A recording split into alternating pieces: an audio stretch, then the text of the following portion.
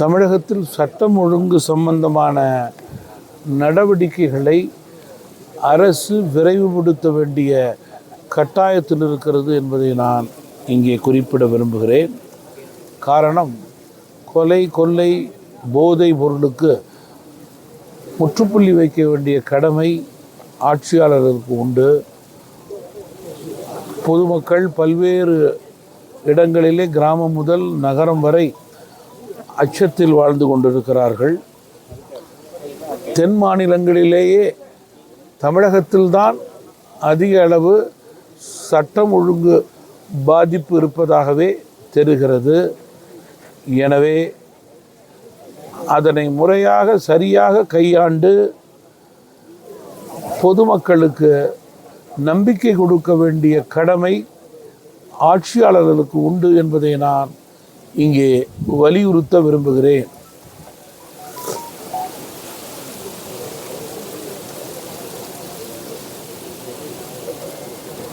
கல்வித்துறையிலே பொதுவாக காலத்திற்கேற்றவாறு மாற்றங்கள் தேவை. அதன் அடிப்படையிலேயே மாணவர்கள் வருங்கால இந்தியாவை உருவாக்க முடியும். வெளிநாட்டில் உள்ள மாணவர்களுக்கு சவால் விடும் வகையிலே அவர்கள் தங்களுடைய படிப்பிலே முன்னேறி நாட்டிற்கு பெருமை சேர்க்க முடியும்.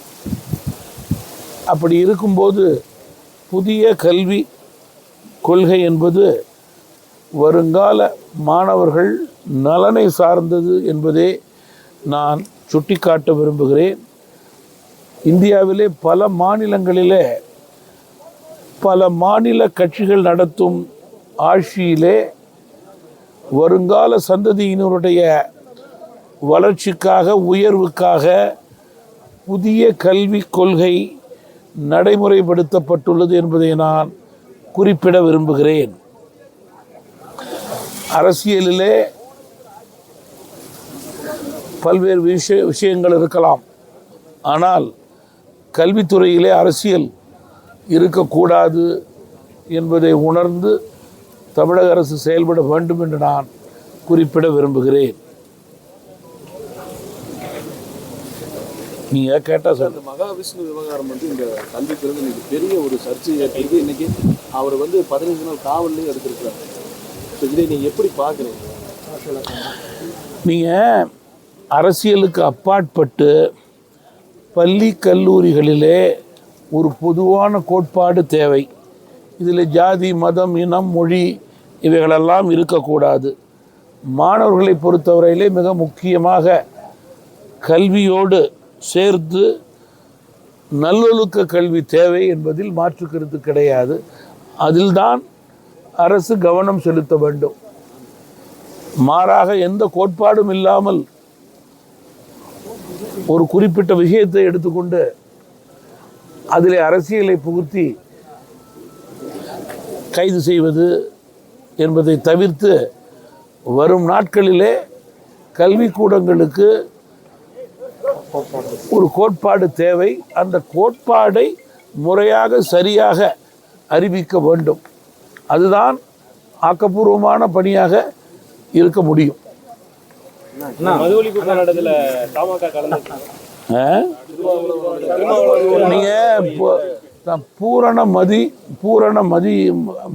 பூரண மது விலக்குத்தான் தமிழ் மாநில காங்கிரஸ் கட்சியினுடைய நோக்கம், எண்ணம், கொள்கை. இதற்காக 1 கோடி கையெழுத்தை பெற்று ஆளுநரிடம் கொடுத்த இயக்கம் தமிழ் மாநில காங்கிரஸ் கட்சி. எனவே தொடர்ந்து பல்வேறு சந்தர்ப்பங்களிலே இதற்கு தமிழ் மாநில காங்கிரஸ் கட்சி தனிப்பட்ட முறையிலே பிராந்திய கட்சியாகவே குரல் கொடுத்து கொண்டிருக்கிறது. பல்வேறு நிலைகளிலே இதற்காக ஆர்ப்பாட்டம், போராட்டமும் நாங்கள் நடத்தி கொண்டிருக்கிறோம். அது தொடரும். அதான் சொல்றேன், தமிழ் மாநில காங்கிரஸ் கட்சிக்கு ஒரு தனித்தன்மை உண்டு. அதனை நாங்கள் மது கொள்கையிலே வெளிப்படுத்துவோம். அதை தொடர்ந்து செய்து கொண்டிருக்கிறோம். அதிலே மாற்று கருத்து கிடையாது. சார்பில் அதிமுக போராட்டத்துக்கு அந்த கூட்டத்துக்கு அழைப்பு அதிமுகவுக்கு என்றால் பதில் சொல்ல வேண்டியது அவர்கள்தான். எல்லாமே வந்து இப்போ உள்ளாட்சி தேர்தல் வந்து அதாவது 2 கட்டமா நடத்துறதுக்குண்டான ஒரு சூழ்நிலை நோக்கி அரசு போயிட்டு இருக்குது. உள்ளாட்சி தேர்தல் ஊராட்சிகள் ஒரு வரும்போது நகராட்சி மாநகராட்சிகள் ஒரு வரும்.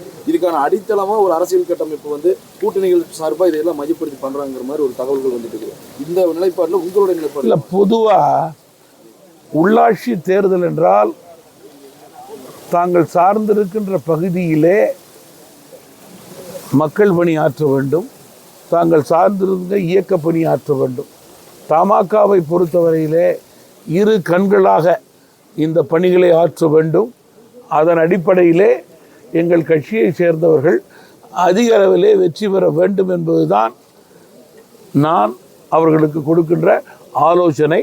அதன் அடிப்படையிலே தமாகவை பலப்படுத்தக்கூடிய பணி கடந்த 1 மாதங்களுக்கு முன்பே உறுப்பினர் சேர்க்கக்கூடிய நிலையை ஏற்படுத்தி அது தொடர்ந்து கொண்டிருக்கிறது. உள்ளாட்சி தேர்தல் எந்த நிலையிலே எப்பொழுது அறிவித்தாலும் அதற்கு கிராம ரீதியாக, வட்டார ரீதியாக, நகர ரீதியாக, பேரூராட்சி, நகராட்சி, மாநகராட்சி ரீதியாக தமாக தயார் நிலையிலே இருக்க வேண்டும் என்பதற்காகத்தான் நாங்கள் எங்களுடைய நடவடிக்கைகளை கட்சியின் சார்பில் எடுத்து அதன் அடிப்படையிலே பணிகள் சிறப்பாக நடக்க தொடங்கி இருக்கிறது. 2 கட்டமா நடந்தா அதுக்கான 2 கட்டமா மாநகராட்சி தனியா ஊராட்சிகள் தனியா நடந்தது எனக்கு அதெல்லாம் வந்து அரசுடைய எண்ணத்தை எனக்கு யூகம் பண்ண தெரியல. கிராம ஊராட்சி மட்டும் முதல்ல கிராம ஊராட்சி தான் நடக்கணும். அதான் சட்டப்படி நியாயப்படி இருக்க வேண்டியது. அதை தான் மக்கள் எதிர்பார்ப்பார்கள். நன்றி சார். பிரச்சனைக்கு அப்புறம் அரசு பொருள் தொடர்ந்து பிரச்சனை வந்துட்டே இருக்கு. சமீபத்துல கூட பசங்க வந்து ஆசிரியர் கால கழுவுற மாதிரி பிரச்சனை ரொம்ப 2 நாளைக்கு முன்பு திருப்பூர்ல ஒரு அரசு பள்ளியை அடிச்சு நொறுக்குனாங்க. அதான் சார் சொல்றேன். இதற்கெல்லாம் வந்து 2 சமாச்சாரம். ஒன்று, கல்வித்துறையினோட கோட்பாடு முறையாக சரியாக இருக்க வேண்டும். நம்பர் 1. நம்பர் 2, தனிமனித ஒழுக்கம் எல்லோருக்கும் அவசியம். பாலியல் வருந்தத்தக்க செய்தி என்றால் அதற்கு அவசியம் தனிமனித ஒழுக்கம். பாலியல் செய்பவன் இவன்தான் என்று முதல் 24 மணி நேரத்திலே தவறு செய்தவனை, மிருகத்தனமாக இருந்தவனை அடையாளம் கண்டு கொண்டால் அதற்கு விசாரணை கூடாது, தூக்கு தண்டனை தான் தேவை என்பது தமிழ் மாநில காங்கிரசினுடைய தொடர் கோரிக்கை. அதை மத்திய மாநில அரசுகள் வரும் நாட்களிலே நிறைவேற்ற வேண்டும். அப்பொழுதுதான் இது போன்ற கொடூரமான நிகழ்வுகள் குறையும். 3-4 வயது குழந்தையை ஆரம்பித்து 80 வயது மூதாட்டி வரை பாலியல் என்றால் சமுதாயத்திலே ஒருபோதும் ஏற்றுக்கொள்ள முடியாத ஒன்று. இதற்கு முற்றுப்புள்ளி வைப்பது நம்முடைய கடமை. அரசை தாண்டி ஒவ்வொருடைய தனி மனித கடமை. அதற்கு தனி மனித ஒழுக்கம் தேவை. பிஜேபி வந்து ஆதார் கார்டு மாதிரியே